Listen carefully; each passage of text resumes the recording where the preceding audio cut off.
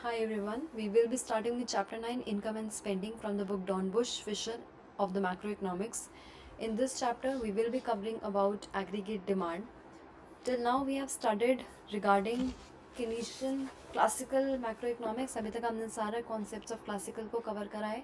But in this unit, in this chapter, हम Keynesian economist की चीज़ों को पढ़ने वाले हैं. तो सबसे पहले इफ़ आई डिस्कस कि हम इस यूनिट में क्या क्या करने वाले हैं, that is first of all aggregate demand क्या होता है, इक्विलिब्रियम आउटपुट कैसे डिटरमिन होता है, कंजम्पशन फंक्शन क्या होता है, एग्रीगेट डिमांड क्या होता है, मल्टीप्लायर क्या होता है, गवर्नमेंट सेक्टर में कैसे हम इक्विलिब्रियम को डिराइव करते हैं और वहाँ से कैसे आउटपुट निकलता है, उसके बाद एक फुल लेवल बजट सरप्लस कैसे हम इकोनॉमी में डिराइव करते हैं. For that we will be starting with the equilibrium level of income in the Keynesian economics. Aggregate demand and equilibrium output. अभी तक हमने क्लास 12th में पढ़ा था what is aggregate demand. Aggregate demand is the total amount of goods and services जो हर एक sector economy का डिमांड करता है.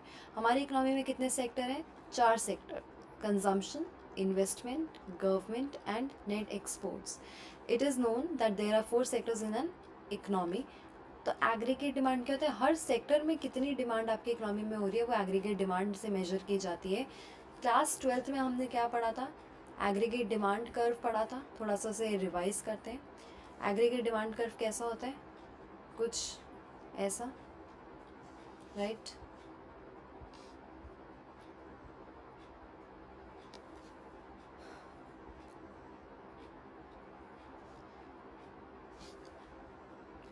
This is denoting your aggregate demand curve. This is your AD. इसके बाद 4 सेक्टर इकोनॉमी के हैं. उस 4 सेक्टर इकोनॉमी से सारी कंट्रीब्यूशन होती है एग्रीगेट डिमांड की. सबसे पहले हम स्टार्ट करते हैं कंजम्पशन फंक्शन की. आपकी इकोनॉमी में कंजम्पशन फंक्शन क्या होता है? As we have studied that consumption function C is equals to C bar plus CY. What is C bar? C bar होती है autonomous consumption. Autonomous consumption is that sort of consumption which is independent of the level of income. जिसको income से फ़र्क नहीं पड़ता, even at the zero level of income कुछ level of consumption होती है, that is autonomous. And this is your MPC, your marginal propensity to consume. What is the marginal propensity to consume? It is a change in the level of consumption due to the change in the level of income, which always lies between 0 to 1. आपका C का value हमेशा लाई करता है. तो ये क्या बोल रहा है कि आपकी कंजम्पशन पे कितना फ़र्क पड़ेगा आपकी इनकम पे फ़र्क पड़ने की वजह से. तो this is a consumption function which is shown by C bar plus CY. C bar autonomous consumption and C being MPC and Y. हम ऑटोनोमस या कंजम्पशन फंक्शन कैसे ड्रॉ करते थे? कंजम्पशन फंक्शन हमेशा एक डिस्टेंस से स्टार्ट होता है, ऑरिजिन से नहीं होता. ये वाला जो गैप है ये डिटर्मिन करता है C बार, ऑटोनोमस कंजम्पशन डिटर्मिन करता है. उसके बाद ये क्या है? पूरा आपका C बार प्लस CY. इतना हमें पढ़ा था हम लोगों ने, right? This is a consumption function. Again getting back to the output. इस इक्वेशन की बहुत ज़्यादा इंपॉर्टेंस है आपके इस पूरे यूनिट में. इक्विलिब्रियम एक इकोनॉमी में कैसे डिटर्मिन होता है? जब एग्रीगेट डिमांड एग्रीगेट सप्लाई के बराबर होता है. एग्रीगेट सप्लाई ग्राफ या कर्व हमने कैसे पढ़ा था? कुछ ऐसा. This is your AS. Macro economics में एग्रीगेट सप्लाई उतनी होती है जितनी हमारी नेशनल इनकम के बराबर होती है. ये 45 डिग्री की एक लाइन होती है. क्लास 12th की मैक्रो इकोनॉमिक्स की बुक में आप सब इससे रेफर कर सकते हो. I am not explaining it very deeply क्योंकि ये सब हमने पढ़ा हुआ है. सो इक्विलिब्रियम कंडीशन क्या हमने पढ़ा था कि एग्रीगेट डिमांड एग्रीगेट सप्लाई के बराबर होता है. As AS is equals to your Y. So what we can say, if AD is equals to AS आपका Y के बराबर है तो AD is equals to Y. So हम आगे की कंडीशंस को कुछ ऐसा ही रीड करेंगे. C plus I plus G plus NX. एक नया पेज लेकर.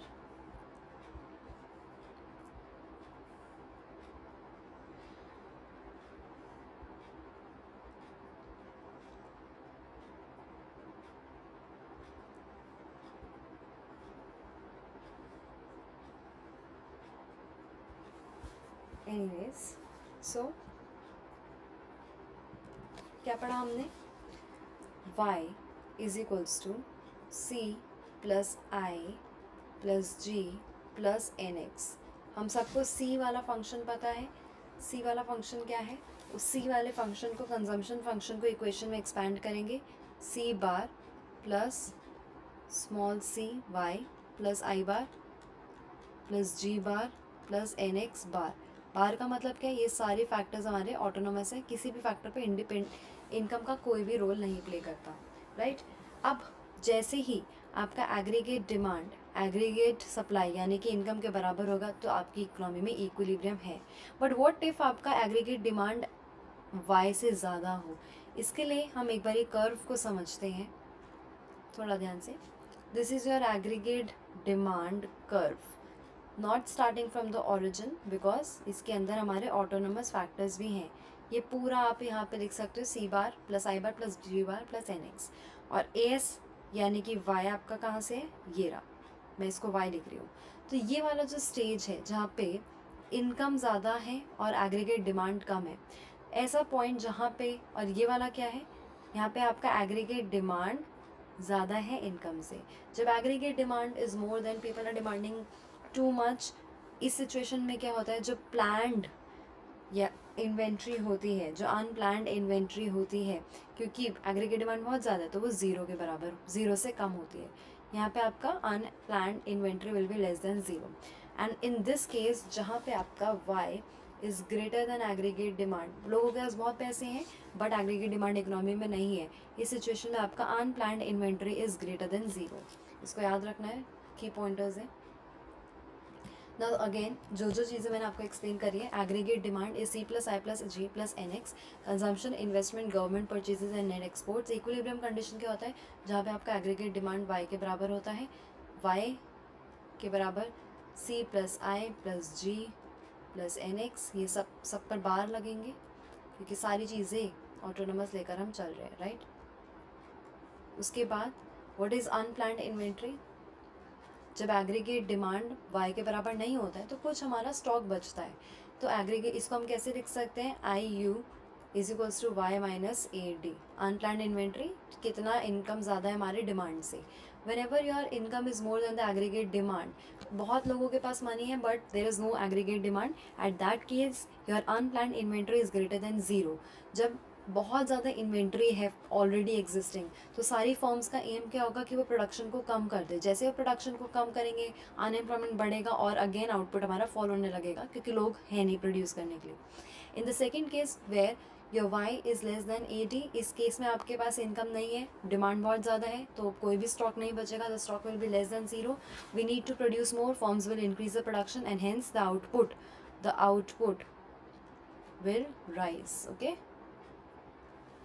so this is the diagram, this is your AD curve and this is your AS is equals to Y, AS is equals to Y। ये वाला कौन सा stage है? जहाँ पे Y ज़्यादा है, Y बहुत ज़्यादा है लोगों के पास, तो आपका will be greater than zero. Demand ही नहीं है, लोग कुछ डिमांड ही नहीं कर रहे। और इधर क्या होगा? लिखा है ये। So starting with consumption function, this is your bar actually, ठीक है।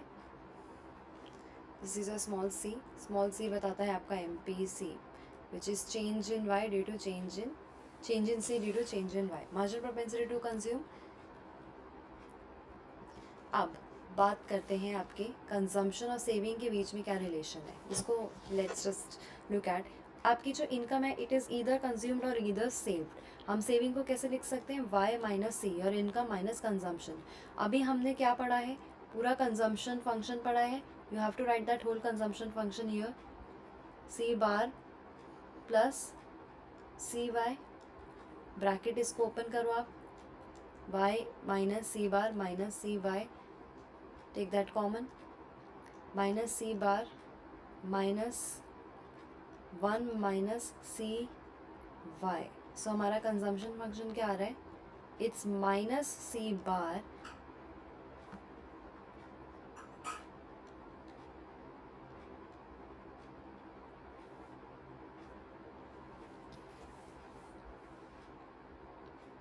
राइट, ये हमारा क्या आ रहा है? Consumption function. This is your plus.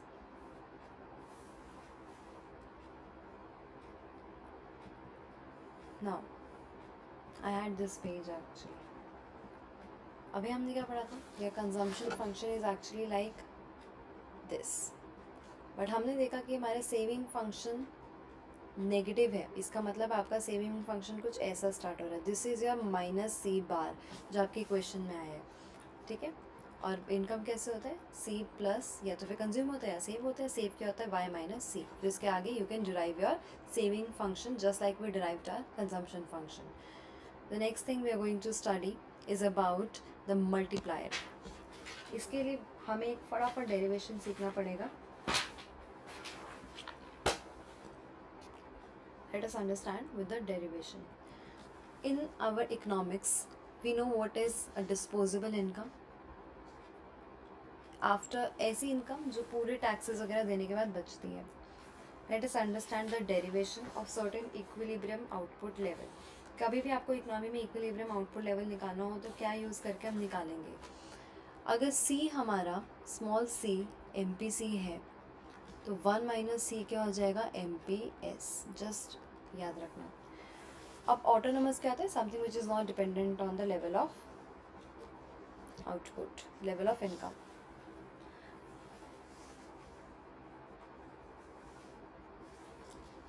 अगर हम डिस्पोजेबल इनकम को इंक्लूड करें, disposable income as I told, what is a disposable income, income that is left after paying all the taxes. तो ऐसी इनकम जिसमें से आपने सारे टैक्सेस दे दिए और कुछ अगर आपको ट्रांसफ़र मिल रहे हैं वो ट्रांसफ़र आपने ऐड कर दिया. अब डेरिवेशन स्टार्ट करते हैं. सी क्या था, सी bar plus C Y, right. अगर मैं इस y को रिप्लेस करूँ डिस्पोजेबल इनकम के फॉर्म में, अगर ये वाई डी होता तो क्या हो जाता, y minus t a plus t are, right. कुछ ऐसा हो जाता. इसको आगे कैसे एक्सपैंड करेंगे, हमारा ए डी वाला कर्व का फंक्शन इक्वेशन क्या था, c plus I plus G plus N x, सब पे बार लगा था, है ना. इसको हम रिप्लेस, इस पे नहीं था, इस पे हम लिखेंगे अब क्या, write your consumption function here which is C bar plus C Y की जगह पूरा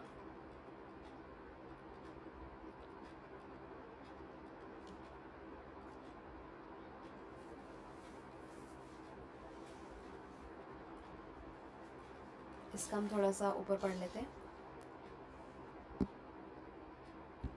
ये कुछ आ गया आपका. इसके आगे क्या लिखेंगे, A D is equals to, आप सब सारे जितने भी ऑटोनोमस फैक्टर है इन सबको कॉमन लेके हम क्या नाम दे देंगे, ए बार. उसके बाद आपकी कितनी रिमेनिंग चीज़ें होंगी, उन सारी रिमेनिंग चीज़ों को हम एक अलग से नाम देंगे. तो हमने क्या देखा, हमारा ये ऑटोनोमस था, ये ऑटोनोमस, ये these all are your A bar factors. उसके बाद आपका सिर्फ क्या बचेगा, ये फैक्टर बचेगा, राइट. अब to determine the equilibrium level of output, आप अपने ए डी को वाई से इक्वेट करोगे. ए डी की जगह हम वाई लिख सकते हैं, A bar plus C Y.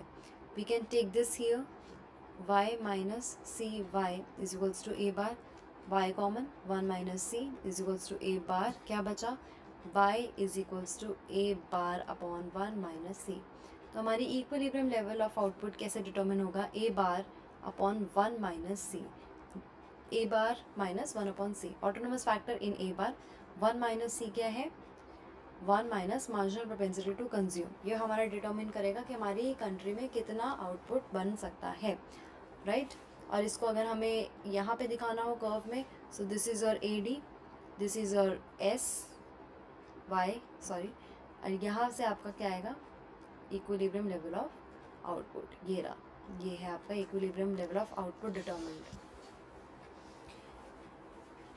अगर व्हाट इफ मुझे पता करना हो कि चेंज कुछ हुआ है इकोनॉमी में कि नहीं, सपोज़ कोई भी ऑटोनोमस फैक्टर में चेंज होता है. ऑटोनोमस फैक्टर में क्या था, सी था, कंजम्पशन था, इन्वेस्टमेंट था, गवर्नमेंट था. सपोज़ आपकी कंट्री में कुछ इन्वेस्टमेंट बढ़ती है, कुछ इन्वेस्टमेंट बढ़ेगी, हम कर्व पे जाते हैं. जैसे ही आपका ए डी में इन्वेस्टमेंट बढ़ेगा तो आपका ए डी अपवर्ड शिफ्ट हो जाएगा.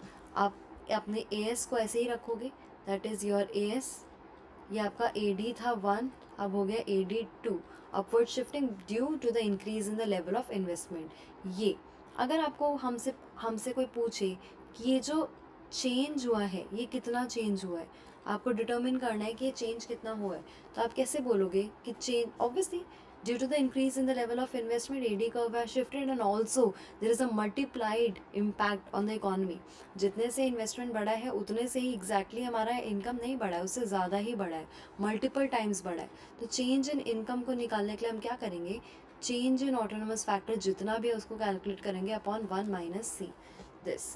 तो हम क्या बोल सकते हैं, y अपॉन, इसको मैं नीचे ला सकती हूँ और वो वहीं रहेगा 1 माइनस सी। इससे डिटर्मिन होगा कि आपके इकोनॉमी में कोई भी ऑटोनोमस फैक्टर अगर चेंज होता है तो उसकी वजह से इनकम पे कितना इम्पैक्ट आता है। Now the next thing is multiplier. Multiplier क्या है, due to increase in any of the autonomous thing as I already told, या आपके सी बार में या आपके आई बार में या जी बार में या एन एक्स बार में कुछ भी चेंज आता है तो इसका इम्पैक्ट क्या होगा कि आपकी कंट्री की जो इनकम है वो भी बदलेगी। इसको अगर हम ग्राफ से देखें, this is a graph, this is your A D curve and this is your Y. Again आपकी कंट्री में कोई भी ऑटोनोमस फैक्टर बढ़ता है, सपोज इस बार हम जी बार बढ़ाते हैं, ये आपका कर्व ऊपर को शिफ्ट होगा, ये कर्व जैसे ऊपर को शिफ्ट होगा इसकी वजह से आपका इनकम भी तो चेंज हो रहा है।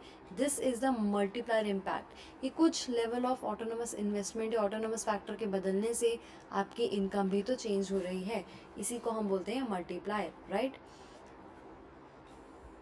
मल्टीप्लायर की एक डेरिवेशन, अगेन वेरी इजी, कुछ भी नहीं है, हमने पहले भी पढ़ा हुआ है, आपने 12th क्लास में पढ़ा था, k is equals to 1 upon 1 minus C, this is your multiplier. यहाँ पे कहीं कहीं पे आपकी बुक में मल्टीप्लायर को अल्फ़ा से भी डिनोट करा है, तो हम मल्टीप्लायर को अल्फ़ा से भी बोलते हैं, exactly this, right.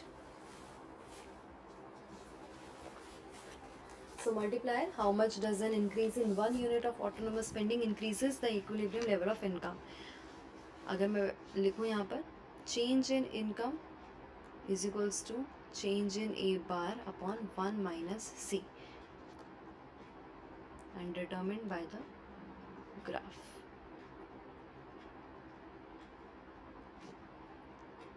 There is a upward shift and this is your y.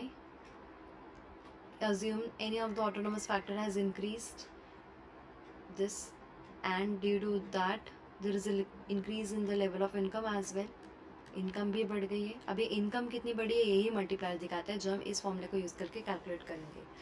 यहाँ तक हमने ख़त्म कर लिया, हमने कुछ बेसिक चीज़ें पढ़ ली, हमने कंजम्पशन फंक्शन, इन्वेस्टमेंट, ये सारी चीज़ों को इन्वॉल्व कर लिया। लेकिन हमारी इकोनॉमी में सिर्फ ये 2 सेक्टर नहीं होते हैं, एक गवर्नमेंट सेक्टर भी होता है। Now let us understand the importance of government sector in the economy. और गवर्नमेंट सेक्टर की भी, जब गवर्नमेंट सेक्टर इंक्लूड होगा तो इक्विलिब्रियम लेवल ऑफ आउटपुट पे क्या इम्पैक्ट आएगा, गवर्नमेंट सेक्टर के इंक्लूड होते ही हमारे फॉर्मूले में क्या इम्पैक्ट आएगा, इक्विलिब्रियम लेवल ऑफ इनकम के। और इसमें हम गवर्नमेंट मल्टीप्लायर कैसे डिटर्मिन करेंगे, these two parts of the government sector are very important to look at. Government sector को पढ़ने के लिए अगेन हमें उसी इक्वेशन पे जाना पड़ेगा, A D is equals to C plus I plus G plus N X, right.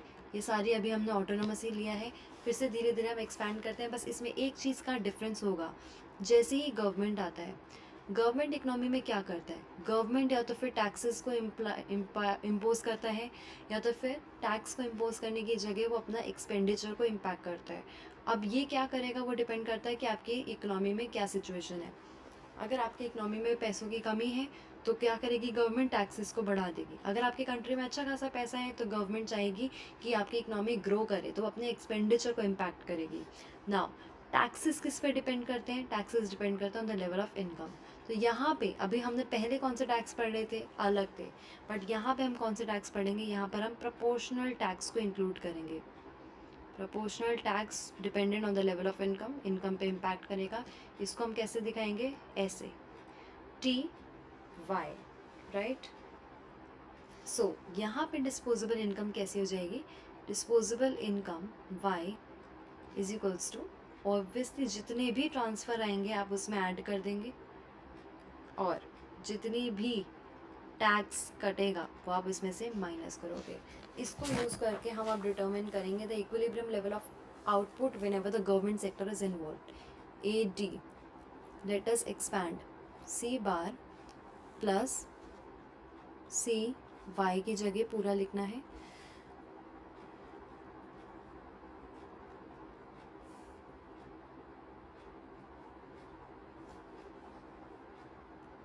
बाकी सारी चीज़ें कांस्टेंट रहेंगी। अब जितनी भी कांस्टेंट चीज़ें हैं, पहले हम ब्रैकेट खोल के जितनी भी कांस्टेंट चीज़ें हैं उसको क्लब कर लेंगे।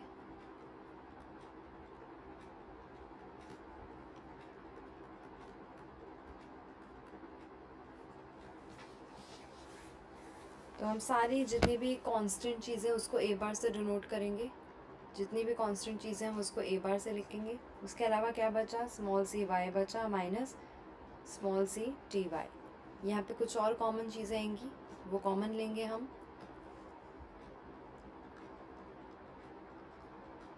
ये तो डिटर्मिन हो गया हमारा एग्रीगेट डिमांड। अब हमें इक्विलिब्रियम लेवल ऑफ इनकम निकालना है या आउटपुट। कैसे निकलेगा? अगेन वाई से आप इक्वेट करोगे सारा।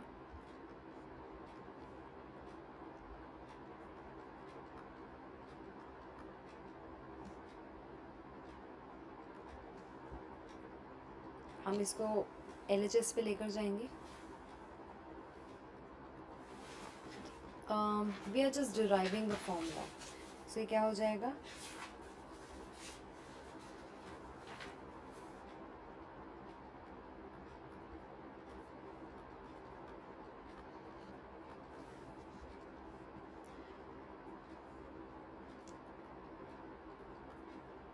A bar upon 1 minus C 1 minus T. This is the equilibrium level of output in the economy whenever the government sector is involved. यहाँ पे proportional tax की वजह से नीचे एक T का section involve हो गया, which shows the impact of taxes whenever the government sector is also involved. अब बात करते हैं फिर से एक ग्राफिंग की। ये आपका aggregate supply, that is your Y, this is your aggregate demand curve. In case the government has increase is expenditure, तो गवर्नमेंट के एक्सपेंडिचर के बढ़ने की जैसे आपका AD कर्व ऊपर जाएगा, AD कर्व के अपवर्ड शिफ्ट होते ही आपकी कुछ इनकम में भी इंक्रीज होगा। The increase in income means that due to the change in the level of government expenditure there is a change in the income और output as well, which means आपकी economy में government multiplier का भी impact है। अब हम derive करेंगे government multiplier को, which is always denoted by alpha g, which can be written as alpha g क्या होता है, कुछ ऐसा ही शो कर रहा होता है कि आपकी इकोनॉमी में कितना ऐसा होगा। अभी हमने क्या पढ़ा, change in income is equals to change in autonomous factor. Now because the government is involve we will use this formula. And यहाँ पे अभी ऑटोनोमस में कौन सा फैक्टर बदल रहा है, गवर्नमेंट। तो change in Y upon change in G is equals to 1 upon 1 minus C 1 upon 1 minus T y. So this is your government multiplier. Kindly remember, this is a government multiplier.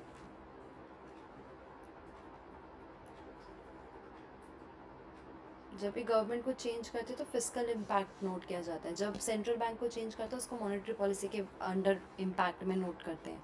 सो एक normal multiplier का मतलब कुछ कभी भी consumption में change आ रहा है, कभी भी इन्वेस्टमेंट में चेंज आ रहा है, उसको आप कैसे नोट करोगे, अल्फा को 1 upon 1 minus C। But government multiplier कैसे नोट होगा, गवर्नमेंट मल्टीप्लायर कैसे नोट होगा, alpha G is equals to 1 upon 1 minus C 1 minus T, right. ये आपका पूरा गवर्नमेंट मल्टीप्लायर है। There is I think I have written y, यहाँ पे y नहीं आएगा।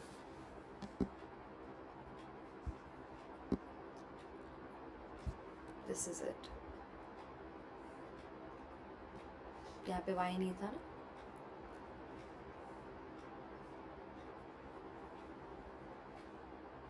यहाँ पे गवर्नमेंट सेक्टर को हमने डिफाइन करा है पूरा। Let's take a brief look. Government कैसे इम्पैक्ट करती है, या गवर्नमेंट अपनी परचेजेस बढ़ाएगी या गवर्नमेंट टैक्स और ट्रांसफर्स को अफेक्ट करेगी।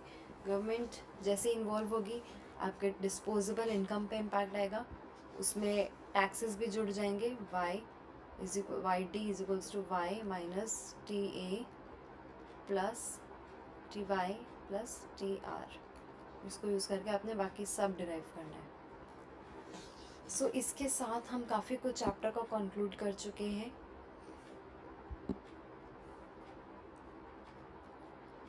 विच सेज हमने equilibrium level of output determine कर लिया है, हमने एआई पढ़ा है, हमने कंजम्पशन फंक्शन पढ़ लिया, सेविंग्स पढ़ लिया है, उसके बाद मल्टीप्लायर के इम्पैक्ट पढ़ लिए हैं। और कभी भी आप अपनी इकोनॉमिक्स में लिखें तो आप डायग्राम ज़रूर बना कर आएँ। Thank you everyone. Next chapter में we will be starting with chapter 10 again of the drone bush. Stay tuned.